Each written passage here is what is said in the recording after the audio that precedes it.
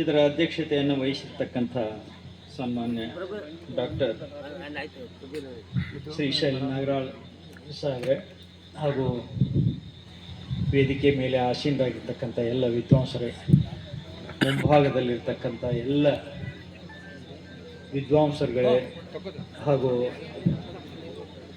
ಹಂಡೆ ವಜೀರ್ ಬಂಧುಗಳೇ, ಪತ್ರಕರ್ತರೆ, ನನಗೆ ಕೊಟ್ಟಂಥ ವಿಷಯ ಹಂಡೆ ಅರಸರ ಜನಾಂಗದ ಐತಿಹಾಸಿಕತೆ, ಇವರ ಇತಿಹಾಸವನ್ನು ಬಿಚ್ಚಿಕೊಡ್ತಕ್ಕಂಥದ್ದು. ಹಂಡೆ ವಜೀರ್ ಜನಾಂಗ ಯಾವ ರೀತಿ ಅವರ ಇತಿಹಾಸ ಐತಿ ಅನ್ನುವಂಥದ್ದನ್ನು ಹೇಳಬೇಕು ಅನ್ನುವಂಥ ನಾನು 5 ನಿಮಿಷದಲ್ಲಿ ಮುಗಿಸ್ತೀನಿ, ಹೆಚ್ಚು ತಗೊಳ್ಳೋದಿಲ್ಲ. ಹಂಡೆ ವಜೀರ್ 2 ಶಬ್ದಗಳಿಂದ ಕೂಡಿರ್ತಕ್ಕಂಥ ಒಂದು ಶಬ್ದ ಇದೆ.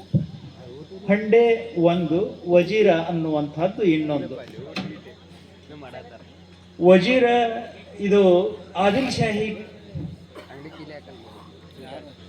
ಸಾಮ್ರಾಜ್ಯದೊಳಗೆ ಹನುಮಪ್ಪ ನಾಯಕನ ಮಕ್ಕಳಿಗೆ ಬಾದ್ಶಾ ವಜೀರ್ ಅಂತಕ್ಕಂಥ ಒಂದು ಬಿರುದನ್ನು ಕೊಟ್ಟಿರ್ತಕ್ಕಂಥದ್ದು. ಇದು ಗೌರವವಾಚಕವಾಗಿರ್ತಕ್ಕಂಥ ಶಬ್ದ.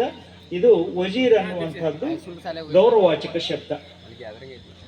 ಆದರೆ ಹಂಡೆ ಅನ್ನುವಂಥದ್ದು ಇದಕ್ಕೆ ಬಹಳಷ್ಟು ವಿಸ್ತಾರವಾದ ನಿಷ್ಪತ್ತಿ ಇದೆ ಅಂತಕ್ಕಂಥದ್ದನ್ನು ಬಹಳ ನೆಲೆಯಲ್ಲಿ ನಾವೆಲ್ಲ ನೋಡ್ಕೊಂಡು ಬಂದಿದ್ದೇವೆ. ಆದರೆ ನನ್ನ ಒಂದು ವಿಚಾರದ ಹಿನ್ನೆಲೆಯಲ್ಲಿ ನಾನು ಗುರುತಿಸೋದಾದರೆ ಇದು ವಂಶಿಕವಾಗಿ ಬಂದಿರತಕ್ಕಂಥ ಹೆಸರು ಮುಂದೆ ಕುಲಸೂಚಕವಾಗಿದೆ ಅಂತಕ್ಕಂಥದ್ದನ್ನು ನಾನು ಗ್ರಹಿಸ್ತಾ ಇದ್ದೆ. ಈ ಹಂಡೆ ಅರಸರು ಈ ಒಂದು 10ನೇ ಶತಮಾನದ ಪೂರ್ವದಲ್ಲಿ, ನಂತರದಲ್ಲಿ ಹಂಡೆ ಅನ್ನುವಂಥ ಅರಸರ ಅನೇಕ ಶಾಸನಗಳಲ್ಲಿ ನಾವು ಕಾಣ್ತಾ ಇದ್ದೇವೆ. ಈ ಶಾಸನಗಳ ಮೂಲಕ ಇವರು ಅಲ್ಲೆಲ್ಲೇ ಹಂಡೆ ಅರಸರು ಅಂತ ಬಂದ ನಂತರ ಇದು ವಂಶವಾಚಕವಾಗಿ ಮುಂದೆ ಅದುವೇ ಕುಲಸೂಚಕವಾಗಿದೆ ಅನ್ನುವಂಥದ್ದು ಒಂದು ನನ್ನ ವಿಚಾರ. ಇದಕ್ಕೆ ಆಧಾರ ಏನು ಅಂತಂದ್ರೆ ಎಂ ಕಲಬುರ್ಗಿ ಅವರು ಶಾಸನೋಕ್ತ ಹಂಡೆ ಅರಸರ ಬಗ್ಗೆ ಮುನ್ನುಡಿ ಬರಿತಕ್ಕಂಥ ಒಂದು ಸಂದರ್ಭದೊಳಗೆ ಈ ಹಂಡೆ ಅರಸರಿಗೆ ಮೂಲ ಪುರುಷ ಯಾರು ಅಂತ ಹೇಳಿ ಅವ್ರು ಹೇಳ್ತಾರೆ. ಅವರು ಪಂದಿಗ ಅನ್ನುವಂತಹ ಶಬ್ದ ಹಂಡೆ ಅರಸರ ಮೂಲ ಅನ್ನುವಂಥದ್ದನ್ನು ಕಟ್ಟಿಕೊಡ್ತಾರೆ. ಅದು ಯಾಕೆ ಹೇಳ್ತಾರೆ ಅಂತಂದ್ರೆ ಈ ವಶಿಷ್ಠ ವಂಶದವರಿಗೆ ವಶಿಷ್ಠ ಋಷಿ ಮೂಲ ಅನ್ನುವಂಥದ್ದನ್ನ ಅವ್ರು ಹೇಳ್ತಾರೆ. ಕಣ್ವ ವಂಶದವರಿಗೆ ಕಣ್ವ ಋಷಿ ಮೂಲ ಅನ್ನುವಂಥದ್ದು ಹೇಳ್ತಾರೆ. ಹಾಗೇನೆ ನಮ್ಮ ಈ ಹಂಡೆ ಅರಸರಿಗೆ ಪಂದಿಗ ಅನ್ನುವಂಥದ್ದು ಮೂಲ ಪುರುಷ ಅನ್ನುವಂಥದ್ದನ್ನ ಅವರು ತಮ್ಮ ಒಂದು ಮುನ್ನುಡಿಯಲ್ಲಿ ಬರೆದಿದ್ದನ್ನು ನಾನು ಗಮನಿಸಿದ್ದೇನೆ. ಹೀಗಾಗಿ ಅಲ್ಲಲ್ಲಿ ಯಾಕಂದ್ರೆ ನಮ್ಮ ಒಂದು ವ್ಯವಸ್ಥೆ ಏನೈತಿ ಅಂತಂದ್ರೆ ಒಬ್ಬ ತಂದೆ ನಮ್ಮ ಮಂತನದೊಳಗೆ ಯಾವ ಪ್ರಸಿದ್ಧ ಆದ್ನಂತಂದ್ರೆ ಒಬ್ಬ ಸಂಗಪ್ಪದಾನ, ಬಸವರಾಜ ಅದಾನ ಅಂದ್ರೆ ಒಬ್ಬ ಭಾಳ ಪ್ರಸಿದ್ಧ ಆಗಿದ್ನ. ಅವನ ಮೊಮ್ಮಗ ಅವನ ಹೆಸರು ತರ್ತಕ್ಕಂಥದ್ದು ಒಂದು ವ್ಯವಸ್ಥೆ. ಅವನ ಮೊಮ್ಮಗ ಮತ್ತೆ ಅದೇ ಹೆಸರನ್ನ ಇಡ್ತಕ್ಕಂಥದ್ದು. ಇದು ವಂಶವಾಹಿನಿಯಾಗಿ ಬಂದು ಅದು ಕುಲಸೂಚಕವಾಗಿರಬಹುದು ಅನ್ನುವಂಥ ಗ್ರಹಿಕೆ ಆಗಿದೆ ಅನ್ನುವಂಥ ವಿಚಾರವನ್ನ ನಾನು ಇಲ್ಲಿ ವ್ಯಕ್ತ ಮಾಡ್ತಾ ಇದ್ದೇನೆ. ಹಾಗಾಗಿ ಎಂ ಕಲಬುರ್ಗಿ ಅವರು ಯಾವ ಒಂದು ಶಾಸನದಲ್ಲಿ ಬಂದಿರತಕ್ಕಂಥದ್ದು ಮಹಾಸಾಮಂತ ಪಂದಿಗ ಅರಸನ್ ಬಗ್ಗೆ ಅವನ ಗುಣಗಳನ್ನು ಬರಿತಕ್ಕಂತಹ ಸಂದರ್ಭದೊಳಗೆ ಆ ಒಂದು ಶಾಸನ ಬರ್ತಾ ಇದೆ. ಕೊಟ್ಟಿಗೆ ದೇವನ ರಾಷ್ಟ್ರಕೂಟರ ಕೊಟ್ಟಿಗೆ ದೇವನ ಈ ಶಾಸನದಲ್ಲಿ ಈ ಒಂದು ಶಾಸನ ಬರ್ತಾ ಇದೆ. ಆ ಶಾಸನ ಏನು ಹೇಳುತ್ತ ಅಂತಂದ್ರೆ ಮಹಾಸಾಮಂತ ಚಾಲುಕ್ಯ ಸರ್ವಜ್ಞನಂ ಅಂತ ಹೇಳ್ತಾರೆ. ಅದ್ರಾಗ ಮಹಾಸಾಮಂತ ಚಾಲುಕ್ಯ ಸರ್ವಜ್ಞ ಅಂದ್ರೆ ಎಲ್ಲ ಬಲ್ಲಂಥ ಈ ಚಾಲುಕ್ಯನೇ ಇವನು ಅನ್ನುವಂಥ ಗುಣರತ್ನಾಕರಂ ಸತ್ಯಕಾನೀನಂ ಪರಹಿತ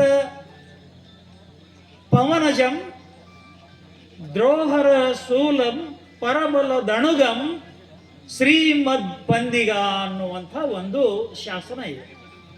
ಈ ಶಾಸನದ ಆಧಾರದ ಮೇಲೆ ಅವರ ವಂಶವನ್ನು ಕಟ್ಟಿಕೊಟ್ಟಂಥವ್ರು ಎಂ ಕಲಬುರ್ಗಿ ಅವರು ಇದ್ದದ್ರಿಂದ ಅದನ್ನು ನಾನು ಇಲ್ಲೇ ತಮಗ ಈ ವಿಚಾರವನ್ನು ಇಲ್ಲಿ ನಾನು ವ್ಯಕ್ತ ಮಾಡ್ತಾ ಇದ್ದೇನೆ.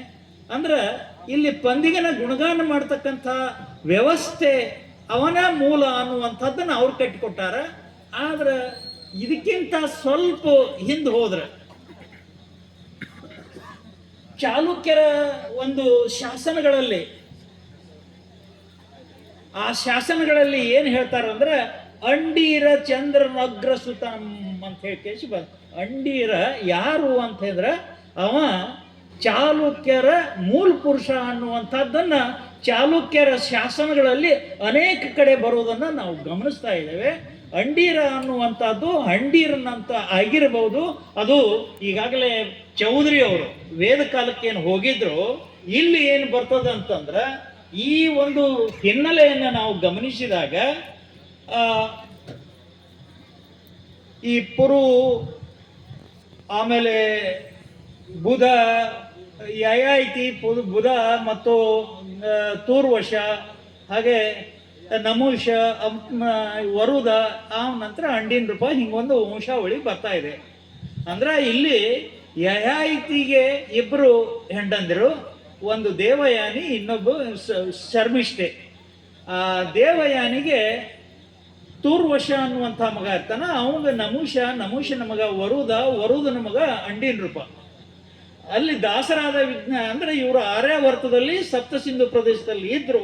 ಇದು ಎಲ್ಲಿದು ಅಂತ ಅಂದ್ರೆ ಇದನ್ನ ಸಂಗ್ರಹ ಮಾಡಿದ್ದು ಸಿಂಧೂ ರಶ್ಮಿ, ಈ ಒಂದು ವಿಕ್ರು ಗೋಕಾಕರವರು ಬರೆದಿರ್ತಕ್ಕಂಥ ಜ್ಞಾನಪೀಠ ಪ್ರಶಸ್ತಿಯನ್ನು ಪಡೆದಿರ್ತಕ್ಕಂಥ ಏನು ಗ್ರಂಥ ಐತಿ ಅದರ ಭಾಗದಿಂದ ಇದು ಆಯ್ಕೆ ಮಾಡಿಕೊಂಡಂಥದ್ದು.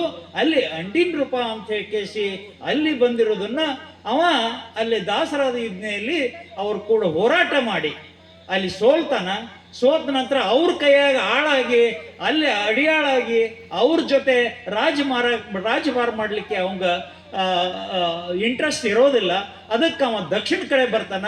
ದಕ್ಷಿಣದೊಳಗೆ ಅಂತಂದ್ರೆ ಈ ಕುಂತಳ ಪ್ರದೇಶದೊಳಗೆ ಈ ವಾತಾಪಿ ಸ್ಥಾನದೊಳಗೆ ಬಂದು ಸಾಮ್ರಾಜ್ಯ ಕಟ್ಕೊಂಡು ಅಲ್ಲಿ ರಾಜ್ಯಭಾರ ಮಾಡ್ತಾನ. ಆ ವಾತಾಪಿ ಅಂದ್ರನ ಇವತ್ತಿನ ಬದಾಮಿ ಅನ್ನುವಂಥದ್ದನ್ನು ನಾವು ಗ್ರಹಿಸಬೇಕು. ಅಲ್ಲಿ ಅಂಡಿನ ರೂಪ ಅಲ್ಲಿ ಸಾಮ್ರಾಜ್ಯ ಮಾಡಿದ. ಅದನ್ನೇ ಮುಂದಿನ ಭಾಗ ಅಂತಂದ್ರೆ ಇವರು ಚಾಲುಕ್ಯರು ಅನ್ನುವಂಥದ್ದು. ಆ ಚಾಲುಕ್ಯರ ವಂಶದವರು ಇವು ಹಂಡೆ ಅರಸರಿಗೆ ಮುಂದೆ ಹನುಮಪ್ಪ ನಾಯಕನ ಕಾಲದಲ್ಲಿ ಬಿರುದು ಬಂದಿದ್ದಕ್ಕೆ ಇವರು ಹಂಡೆ ವಜೀರರಾದರು ಅನ್ನುವಂಥ ಇಷ್ಟು ವಿಷಯವನ್ನ ಸ್ಪಷ್ಟಪಡಿಸಿ ನನ್ನ ವಿಚಾರಕ್ಕೆ ವಿರಾಮ ಕೊಡ್ತಾ ಇದ್ದೆ.